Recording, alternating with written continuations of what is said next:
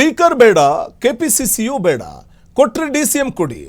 DCM ಸ್ಥಾನ ಹಾಗೂ ಪ್ರಬಲ ಖಾತೆಗೆ ಜಿ ಪರಮೇಶ್ವರ್ ಪಟ್ಟು ಹಿಡಿದಿದ್ದಾರೆ.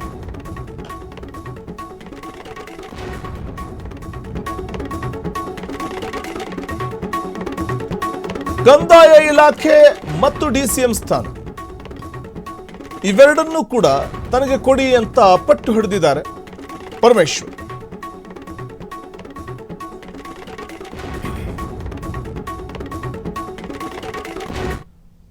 ಕಂದಾಯ ಇಲಾಖೆಯನ್ನ ನಿಭಾಯಿಸ್ತೇನೆ. ಈಗ ಸದ್ಯ ಅವರು ಗೃಹ ಖಾತೆಯನ್ನ ನಿಭಾಯಿಸ್ತಾ ಇದ್ರು ಸಿದ್ದರಾಮಯ್ಯ ಕ್ಯಾಬಿನೆಟ್ನಲ್ಲಿ. ಇನ್ನು DK ಶಿವಕುಮಾರ್ ಕ್ಯಾಬಿನೆಟ್ನಲ್ಲಿ ತನಗೆ DCM ಹುದ್ದೆಯನ್ನು ಕೊಡಿ, ಅದರ ಜೊತೆಗೆ ಕಂದಾಯ ಖಾತೆಯನ್ನು ಕೊಡಿ ಅನ್ನುವಂಥದ್ದು ಅವರ ಒಂದು ಪಟ್ಟಾಗಿದೆ.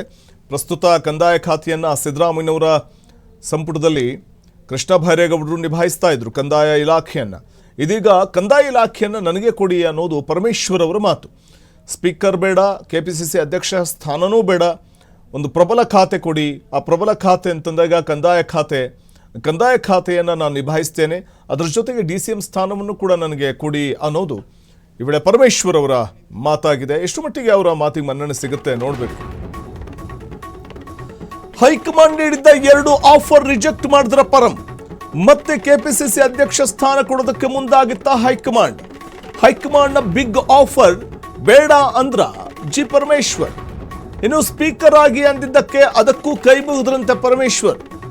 ಸ್ಪೀಕರ್ ಸ್ಥಾನ ಬೇಡ ಅಂತ, ಕೊಟ್ರೆ DCM ಜೊತೆಗೆ ಒಳ್ಳೆ ಖಾತೆ, ಇಲ್ಲ ಅಂದ್ರೆ ಏನೂ ಬೇಡ ಅಂದಿದ್ದಾರೆ. ದಲಿತ CM ಮಿಸ್ ಆಗಿದ್ದಕ್ಕೆ ಮತ್ತೊಂದು ರೂಟ್ ಮೂಲಕ ದಾಳವನ್ನ ಉರುಳಿಸೋದಕ್ಕೆ ಮುಂದಾದ್ರ ಚರ್ಚಿಸಿ ತಿಳಿಸ್ತೇವೆ ಅಂತ ಪರಂಗೆ ಹೇಳಿರುವಂತದ್ದು ವರಿಷ್ಠರು.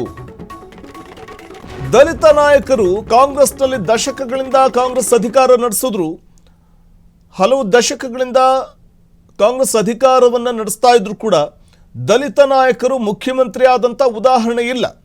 ಸೊ ಹಾಗಾಗಿ ಪರಮೇಶ್ವರ್ DCM ಆಗಿದ್ದು ಬಿಟ್ರೆ ಮತ್ತೆ ಅವರು CM ಆಗುವಂಥ ಯೋಗವೇ ಕೂಡ ಬಂದಿಲ್ಲ. ಪರಿಸ್ಥಿತಿ ಹೀಗಿರುವಾಗ ಈ ಬಾರಿ ಆದರೂ CM ಸ್ಥಾನ ದಕ್ಕಬಹುದಾ ಸಿದ್ದರಾಮಯ್ಯನವರು ಕೆಳಗಿಳಿದ ನಂತರ ಅಂತಂದರೆ ಅದೂ ಇಲ್ಲ. ಸೊ ಅಲ್ಲೂ ತಪ್ಪು ಹೋಯಿತು. ಸೊ ಅಟ್ಲೀಸ್ಟ್ ನನಗೆ DCM ಸ್ಥಾನವನ್ನಾದರೂ ಕೊಡಿ, ಅದರ ಜೊತೆಗೆ ಒಂದು ಪ್ರಬಲ ಖಾತೆ ಕೊಡಿ ಅನ್ನೋದು ಪರಮೇಶ್ವರ್ ಮಾತು. ಹೈಕಮಾಂಡ್ ಪರಮೇಶ್ವರ್ ಅವರಿಗೆ ಹೇಳಿದ್ದು KPCC ಅಧ್ಯಕ್ಷ ಸ್ಥಾನವನ್ನು ನಿಭಾಯಿಸಿ, ಅದರ ಜೊತೆಗೆ ಸ್ಪೀಕರ್ ಸ್ಥಾನವನ್ನು ನಿಭಾಯಿಸಿ ಅಂತ.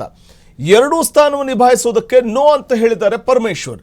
ಕೊಟ್ರೆ ಪ್ರಬಲ ಖಾತೆ ಕೊಡಿ, DCM ಸ್ಥಾನ ಕೊಡಿ, ಇಲ್ಲ ಅಂತಂದ್ರೆ ಏನೂ ಬೇಡ ಅಂದಿದ್ದಾರೆ.